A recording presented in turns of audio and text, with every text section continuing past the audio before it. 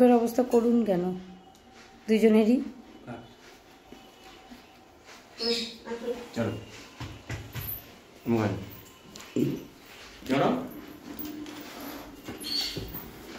Good morning everyone, সকলকে আমার আরেকটি নতুন ব্লগে স্বাগত। আবারও বেরিয়ে পড়ছি আজকের আরও কিছু কাজের উদ্দেশ্যে। চলে আসলাম প্রথমে চায়ের দোকানে। চায়ের দোকানের পাশেই এখানে লুচি তরকারির দোকান ছিল, সেখান থেকে ছেলে লুচি তরকারি খেলো আর আমরা সবাই চা সাথে একটা করে কেক খেলাম।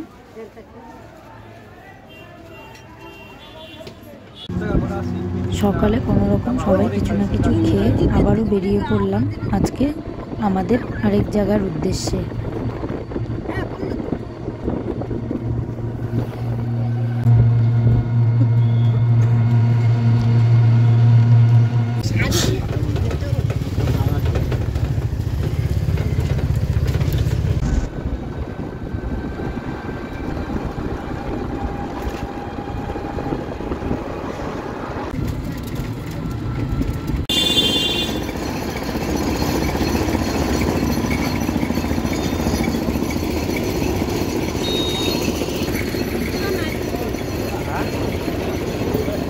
কাজকর্ম যা ছিল সেরে আপাতত চলে এসেছি, এসে আখের রস খাচ্ছি।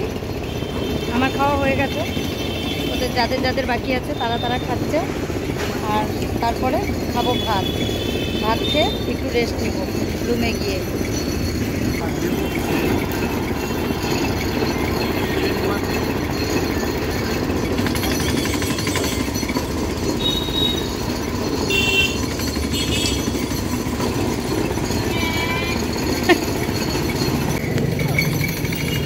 ভেবেছিলাম খাওয়া দাওয়া করে একবারে রুমে যাব, কিন্তু সবাই বলল গা হাত পা ধুতে হবে। একবার স্নান করে সবাই বেরিয়েছি, কিন্তু এদিকে এত গরম, আবার গা হাত পা না ধুলে খাওয়া যাবে না। তাই গা হাত পা ধুয়ে তারপরে আবার খেতে আসবো, না হলে শান্তি পাবো না খাওয়া দাওয়া করে। আর গরমে টক তুলে করে আর নষ্ট হইলে বসে লাগবে না রে।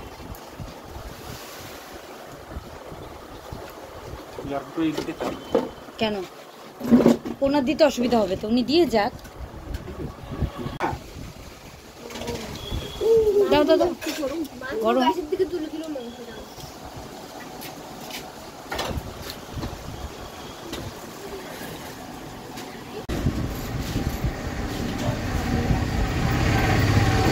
মাছ দাও, আবার মাছ দাও। মানে এর আগে আসছিলাম যে আর একটা গরম দাও তো এটা।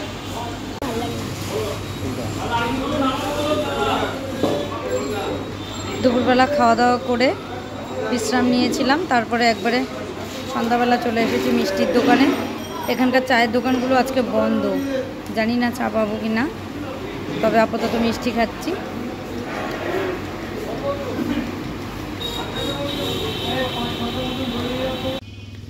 মিষ্টির দোকান থেকে আমরা যে বাড়িতে ভাড়া আছি সেই বাড়ির পথে যাওয়ার দিকে খুব সুন্দর একটা মায়ের মন্দির আছে।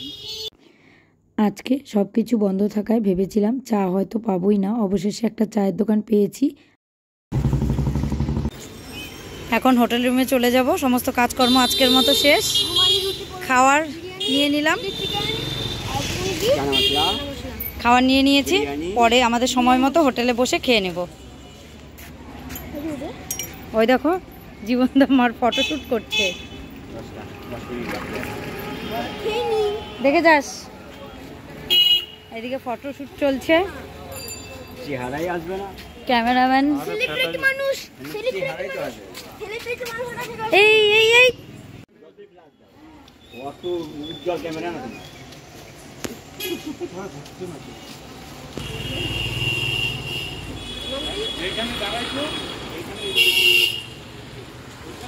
রুমের ভেতর জায়গা না থাকায় বারান্দায় বসে খেয়েছি আমরা।